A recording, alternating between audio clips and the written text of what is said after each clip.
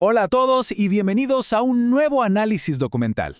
Hoy la idea es meternos de lleno, desempacar toda la riqueza lingüística y teológica de un texto antiguo que, literalmente ha moldeado la historia. Vamos a analizar la soberanía divina y lo haremos usando ejemplos bíblicos súper claros. Todo arranca con una palabra antigua que encierra un rompecabezas fascinante: Elohim. Empecemos con esto. A ver, entremos en materia. Imagínense estar frente a una de las paradojas lingüísticas más cautivadoras de los textos antiguos. La palabra hebrea Elohim es, si nos ponemos estrictamente gramaticales, una construcción en plural. Sí, plural. Su traducción literal vendría siendo dioses. Y aquí viene el gran detalle. Esta mismísima palabra es la base absoluta de la fe de Israel y, por extensión, del monoteísmo moderno. Entonces, ¿cómo encaja esto? ¿Cómo es posible que una cultura tan devota a un solo y único creador utilizara un término plural para referirse a él? Para captar realmente la magnitud de lo que estamos hablando, tenemos que ir al principio, al mismísimo principio. La primera vez que esta palabra aparece es en el relato de la creación, en Génesis 1:1. Ya saben, en el principio Elohim creó los cielos y la tierra. Y oigan, esto no es un detallito puesto al azar, es el nombre que resuena justo en el instante en que todo el cosmos cobra vida, a una escala simplemente majestuosa y abrumadora. Semejante evento cósmico exigía un nombre que estuviera completamente a la altura. Bien, nuestra ruta para este análisis es súper clara. Primero, veremos el significado de Elohim. Segundo, ¿qué es un superlativo de grandeza? Tercero, el acto del creador bueno. Cuarto, el problema del pecado. Y finalmente, la soberanía en crisis. ¡Vamos allá! Sección 1. El significado de Elohim. Vamos a ver los datos duros en la evidencia textual. Y cuando digo datos duros, me refiero a que la cantidad de evidencia en los textos es sinceramente arrolladora. Elohim no es un caso aislado o un error de escriba, aparece nada menos que 2.601 veces en el Antiguo Testamento. Para que se den una idea, su equivalente griego en el Nuevo Testamento, Theos, aparece unas 1.345 veces, básicamente la mitad. Es casi como si este nombre estuviera tatuado en cada página antigua como la forma primordial de identificar al Creador. Pasamos a la sección 2, un superlativo de grandeza. Aquí es donde empezamos a resolver el misterio gramatical. Ahora, hay quienes piensan, seguro es que antes creían en muchos dioses y quedó la palabra como un vestigio. Pero miren, esos argumentos chocan contra una pared de ladrillos en la misma Biblia. El famoso Shema, expresado en Deuteronomio 6:4, lo deja clarísimo. YHWH, uno es. No hay margen de error ahí. La postura bíblica es súper firme. Hay un solo y único creador. Lo cual nos lleva ineludiblemente de nuevo a la gran pregunta. Si es solo uno, ¿por qué diablos usar la naturaleza plural de la palabra Elohim en este mismo verso? Bueno, el secreto está en una herramienta gramatical fascinante que se conoce como superlativo de grandeza. Resulta que en la antigua mentalidad hebrea, pluralizar ciertas palabras no significaba multiplicar la cantidad de sujetos. No, para nada. Lo que hacían era multiplicar la intensidad, el poder o la majestad de ese sujeto.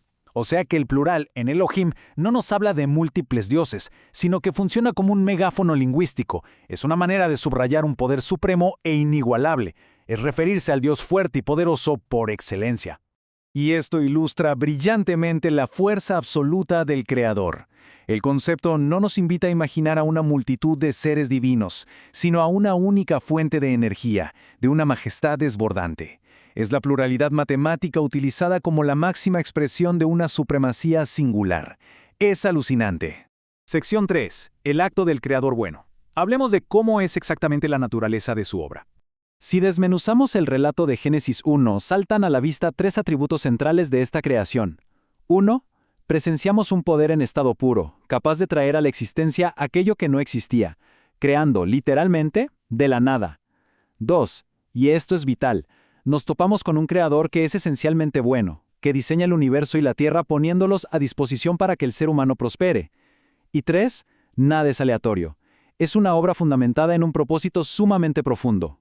De hecho, el texto nos cuenta que cuando toda esta enorme obra creadora concluyó, el resultado final fue declarado bueno en gran manera, según dice Génesis 1:31.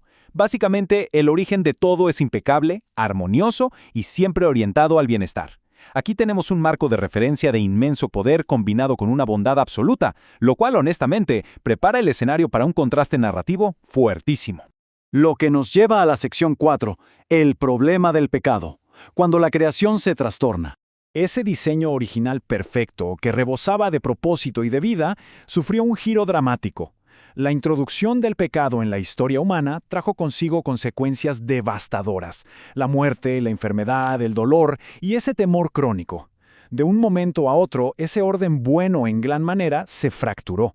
Y claro, ante una crisis de semejante tamaño, surge naturalmente la inmensa pregunta existencial y filosófica: a ver, si Elohim es el creador infinitamente poderoso y bueno, ¿dónde está ese poder cuando el sufrimiento azota a la humanidad?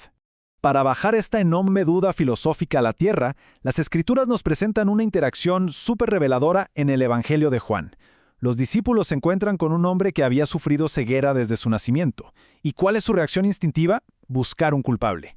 Hacen la pregunta tal cual: ¿quién pecó, este o sus padres, para que haya nacido ciego? Representa totalmente ese instinto humano de tratar de encontrarle una matemática simple, una lógica transaccional al sufrimiento y a la pérdida. Y entramos a la última parada, sección 5, soberanía en crisis, el gran propósito divino.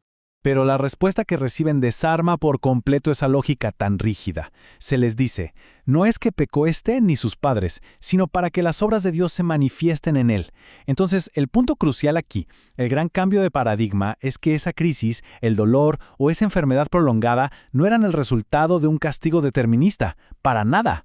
Más bien se transforman en el escenario exacto, en la gran oportunidad para que el poder y la bondad divina se hagan totalmente visibles.